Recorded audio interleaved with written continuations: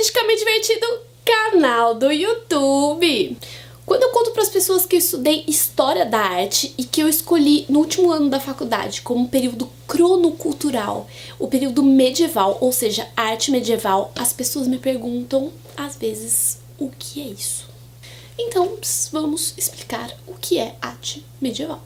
O que nós chamamos de arte medieval compreende um período longo, 1000 anos, que se iniciou em 476 d.C., com a queda do Império Romano do Ocidente, e terminou em 1453 com a queda do Império Romano do Oriente, ou, segundo alguns historiadores, em 1492 com a descoberta das Américas.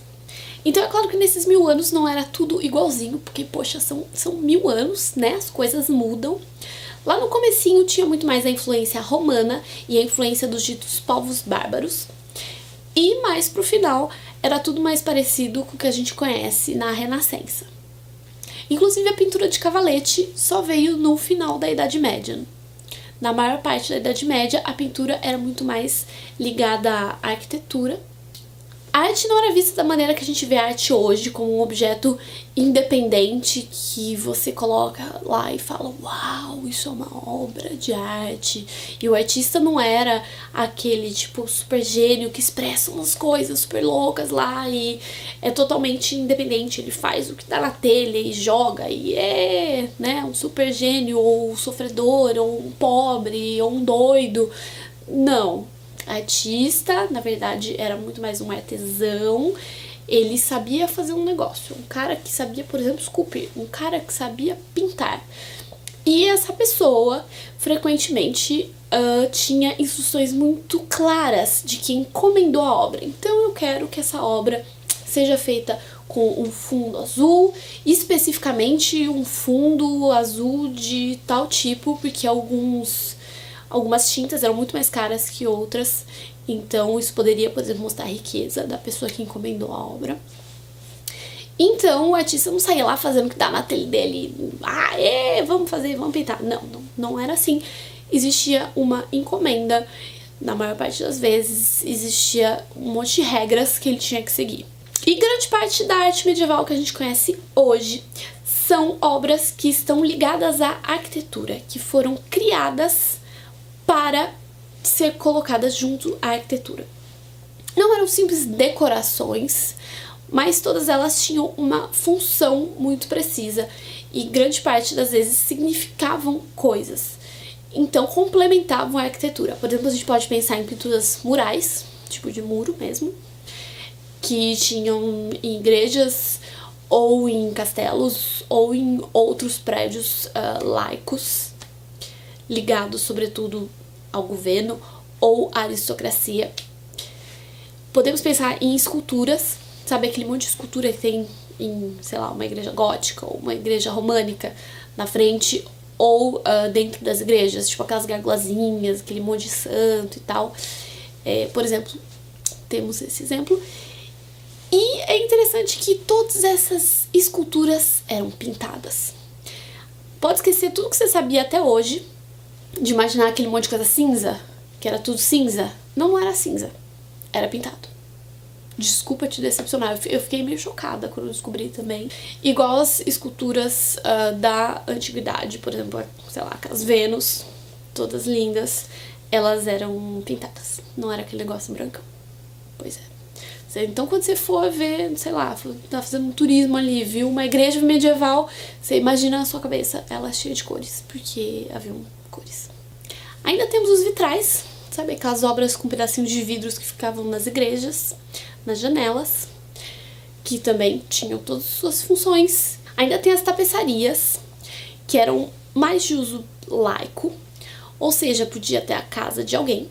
É claro que alguém com um certo dinheiro, senão a casa da pessoa não seria de pedra, seria de madeira ou outros materiais.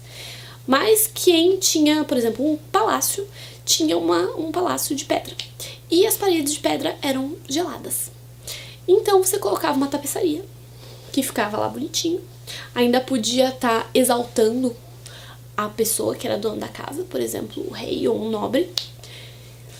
e ainda ficava quentinho e poderia ser levado de uma morada a outra, porque grande parte das cortes na Idade Média eram itinerantes. Então eles davam um rolezinho entre vários castelos e casas e tal, e levavam as coisas juntos, todos os móveis e as tapeçarias iam junto. A arte medieval também compreende outros pequenos objetos.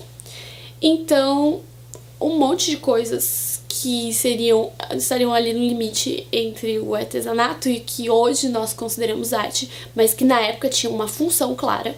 E eu adoro, adoro, adoro as obras de ourivesaria. Ourivesaria é basicamente coisas feitas com ouro e prata, joias para uso, por exemplo, laico, ou relicários, que poderiam ser de laicos ou de igrejas, ou seja, relicários é aquilo que você coloca pedacinho de uma pessoa morta e diz, uau, é uma relíquia. Então, tipo, uma relíquia de um santo.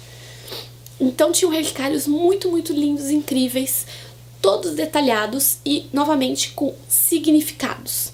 Porque essas relíquias seriam de algum santo, frequentemente os relicários falam algo sobre a vida do santo, exaltam esse santo, suas virtudes, seus valores, como ele foi santificado, sua ligação com Cristo. Então é tudo cheio de símbolos.